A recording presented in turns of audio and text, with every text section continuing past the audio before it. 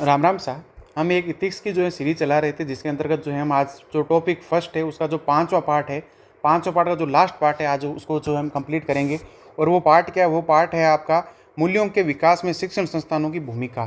तो हम परिवार की भूमिका समझ चुके थे, समाज की भूमिका समझ चुके थे। आज हम समझेंगे शिक्षण संस्थानों की भूमिका, यानी कि जिन स्कूलों में आप पढ़े हैं, जिन कॉलेजों में आप पढ़े हैं, उनकी जो है मूल्यों के विकास में जो है वो क्या भूमिका है और क्या भूमिका नहीं है। तो ये अभी जो हम पढ़ेंगे उस चीज़ को जो है बिल्कुल भी रटने की ज़रूरत नहीं है, समझना है सिर्फ और सिर्फ कि किस तरीके से आप चीज़ों को जो है एक फ्लो में जो है वो याद रख सकते हैं। जैसे कि पहला पॉइंट क्या है, तो पहला पॉइंट इसमें कि समानता का पाठ पढ़ाना। शिक्षण संस्थान क्या होते हैं? आपको समानता का पाठ पढ़ाते हैं। किस तरीके से आप इसको याद रखोगे कि जब आप घर से स्कूल के लिए जो है वो निकलते हैं तो क्या पहन के निकलते हैं? यूनिफॉर्म पहन के निकलते हैं। और यूनिफॉर्म क्या होती है? सबकी सेम होती है। तो सबकी सेम होती है, उसका मतलब क्या? वो समानता का पाठ पढ़ा रहे हैं वहाँ पर आपको, कि भाई सब बच्चे जो हैं एक जैसे हैं, चाहे उनकी सामाजिक आर्थिक स्थितियाँ किसी भी तरह की हों, लेकिन बच्चे क्या सब एक हैं, वो एक ही नज़र से आपको देख रहे हैं। इसीलिए आपको जो एक समान यूनिफॉर्म में जो है वो बुलाया जाता है स्कूल। तो सबसे पहली चीज़ क्या है? समानता का पाठ वो पढ़ाते हैं। स्कूल आप गए, यूनिफॉर्म पहन के गए, और यूनिफॉर्म पहन के जब आपने जो है वो अपने स्कूल में जो है वो बस्ता रख दिया अपनी क्लास में जाकर, फिर आप क्या आते हैं? बाहर आते हैं और प्रार्थना के लिए जो बैठते हैं। और प्रार्थना के लिए जब बैठते हैं तो आपको किस चीज़ की जो सीख दे रहे हैं? वो सीख दे रहे हैं परंपराओं की, वो सीख दे रहे हैं उन आदर्शों की जो हमारे समाज में जो है वो हजारों सालों से जो चली आ रही है। तो शिक्षण संस्थान आपकी क्या करेंगे? जो यहाँ पर मैंने चौथा पॉइंट लिख रखा है वो है परंपराओं का निर्वाह करना। कौन करते हैं? शिक्षण संस्थान। उदाहरण क्या है? ईश्वर प्रार्थनाएं। आपको जो ईश्वर की प्रार्थना इसीलिए करवाई जाती है ताकि जो शिक्षण संस्थान है आप में परंपराओं के माध्यम से जो है वो मूल्यों का जो है वो विकास कर पाए। आप में विनम्रता के जो गुण हैं उन सब का जो है वो आप में जो है वो अच्छे से जो विकास करें। प्रार्थना वगैरह खत्म हो गई, प्रार्थना ना, उसके बाद में क्या कराते हैं? हमारे स्कूल में तो होता था, बाकी मुझे नहीं पता कि भाई वो योग वगैरह करवाते थे। तो योग वगैरह करवा रहे हैं तो उस चीज़ से आप क्या समझते हैं कि वो आपको अनुशासन सिखवा रहे हैं। और जब प्रार्थना भी हो रही है, चाहे खड़े रहकर हो रही हो चाहे बैठ रहकर हो रही हो, सबको क्या कहते थे कि भाई एक ही पंक्ति में खड़े हो जाओ। और जब खड़े नहीं होते तो जो डंडे से मारते थे। ठीक है, मेरे हिसाब से गाँवों में तो अधिकतर ऐसा होता ही होगा। तो इसके माध्यम से वो आपको क्या सिखा रहे हैं? अनुशासन सिखा रहे हैं इन चीज़ों के माध्यम से। तो तीसरी चीज़ क्या होगी? शिक्षण संस्थान क्या कर रहे हैं? वो आपको अनुशासन सिखाते हैं। उदाहरण क्या हो गया? योगा क्लासेज, कि भाई प्रार्थना जैसे खत्म हुई आपको योगा करवाया है ना। सबको कहते हैं कि एक ही पंक्ति में खड़े हो जाओ या फिर ऐसे योगा करो वैसे योगा करो। तो तीन चीज़ें हो गई।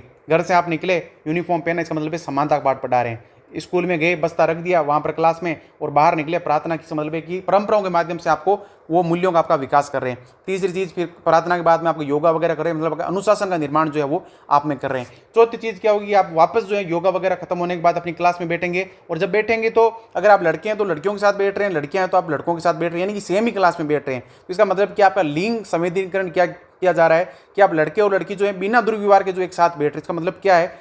शिक्षण संस्थान आपके जो है लिंग संवेदनीकरण में भी जो बड़ी भूमिका निभाते हैं कि लड़के और लड़की एक सहज रूप में जो है एक साथ बैठे हैं। तो इसका एग्जाम्पल आप साथ में लिख सकते हैं किस तरीके से लिंग संवेदनीकरण होता है? को एजुकेशन के माध्यम से, कि अलग अलग कक्षाएं इन्हें हो, लड़के और लड़की जो है वो एक साथ बैठे। तो चार चीज़ें हो गई है मूल्यों के विकास के स्तर पर शिक्षण संस्थानों की हमारे जीवन में।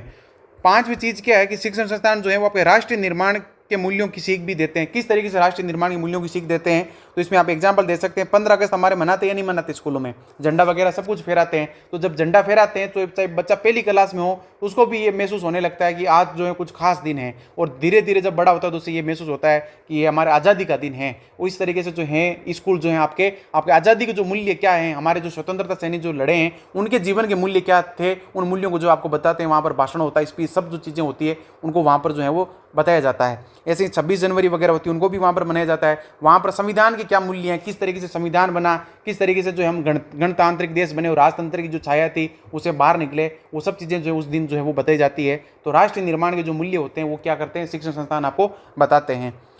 छठी चीज़ क्या है कि रोल मॉडल की भूमिका भी कौन निभाते हैं? शिक्षण संस्थान। वहाँ पर जो भी आपको गुरु वगैरह पढ़ाते हैं वो क्या रोल मॉडल के रूप में सामने आते हैं। और जब एक रोल मॉडल सामने आता है तो वो आपके मूल्यों का विकास करेगा ही करेगा। एग्जाम्पल क्या हो सकता है? रविंद्रनाथ टैगोर हैं तो शांति निकेतन में पढ़ाते तो वो पता नहीं कितने के जो है रोल मॉडल बने हैं। यानी कि कई सारे हमारे जो वैज्ञानिक रहे हैं, मुझे भी पता नहीं कि एग्जैक्टली कौन है, जगदीश चंद्र बसु है या फिर सत्येंद्र नाथ है, तो उनसे भी जो है उनका भी जो रविंद्रनाथ टैगोर जो है उनसे जो है उनका जो है वो लिंकेज रहा था, संबंध रहा था।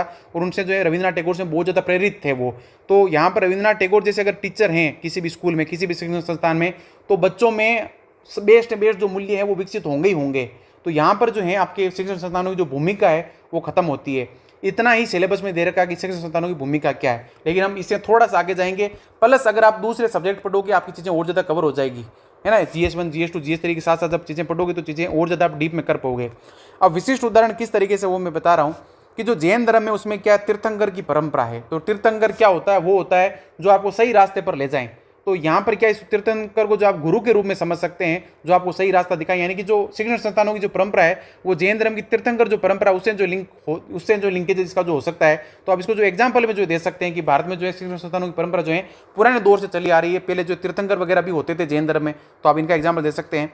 दूसरी चीज क्या, भक्ति काल में क्या थी, संत परंपरा में गुरु को बड़ा महत्व दिया जाता था। जैसे कबीर जो है गुरु को सबसे बड़ा मानते थे कि भाई सामने गुरु खड़े हैं, ईश्वर खड़े हैं, तो मैं किसके जो है पैर छूं। तो कबीर कहते हैं मैं तो भाई गुरु के जो है पैर छूंगा।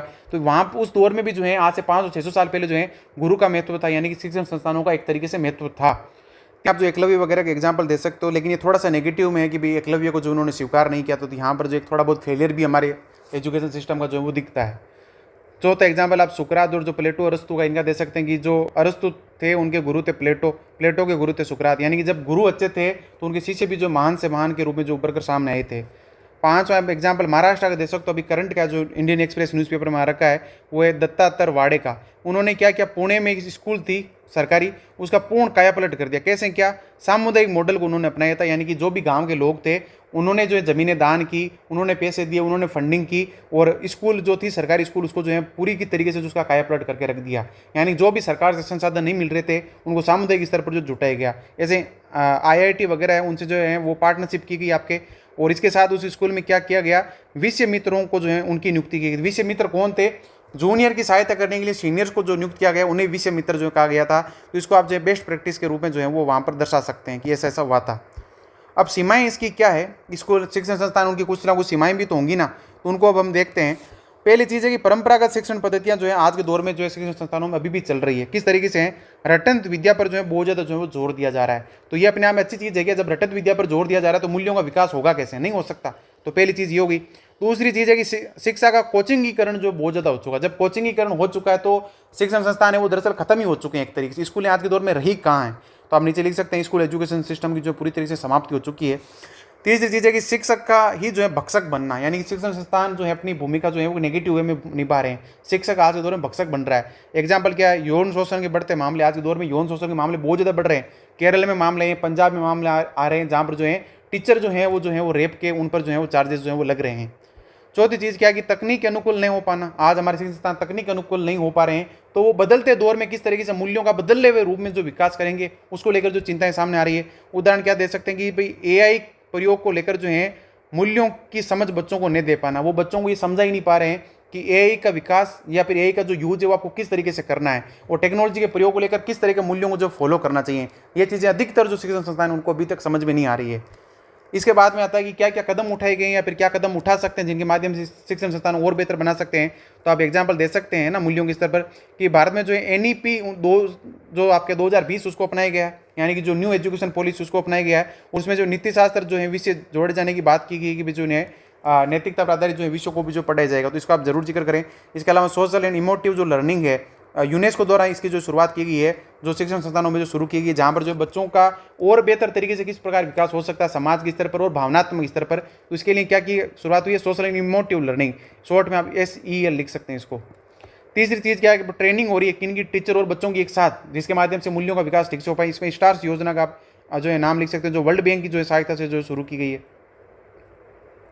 और चौथी चीज़ आप लिख सकते हैं कि बेस्ट प्रैक्टिस आप अपना सकते हैं। एग्जाम्पल क्या दे सकते हैं, UK, जहाँ पर सेक्स एजुकेशन की जो शुरुआत हुई है कि भाई लिंग के आधार पर जो है जिस तरह के मूल्य होने चाहिए उनके स्तर पर जो UK जो है वो अच्छा जो है वो काम कर रहा है। तो यहाँ पर जो है आपके पूरा का पूरा ये जो टॉपिक खत्म होता है, और इसको आप बेटर तरीके से और भी समझ पाएंगे जब GS2 जब आप कवर करोगे ना, वहाँ पर शिक्षा जो अपने आप में पूरा पूरा टॉपिक है। तो जब शिक्षा टॉपिक है तो आप जो है उस टॉपिक को अगर इस इथिक्स के टॉपिक से लिंक करोगे तो चीज़ें और अच्छे से समझ में आ जाएगी। प्लस जब आप ऐसे के शिक्षा के स्तर पर टॉपिक को जो है पूरा करोगे तो यहाँ पर चीज़ें और ज़्यादा जो है वो अच्छे से आपको जो समझ में आ जाएगी। बाकी न्यूज़पेपर वगैरह, अच्छी मैगजीन वगैरह जो है वो जरूर जो आगे जो है फॉलो करें। बाकी मेरी तरफ से राम राम सा।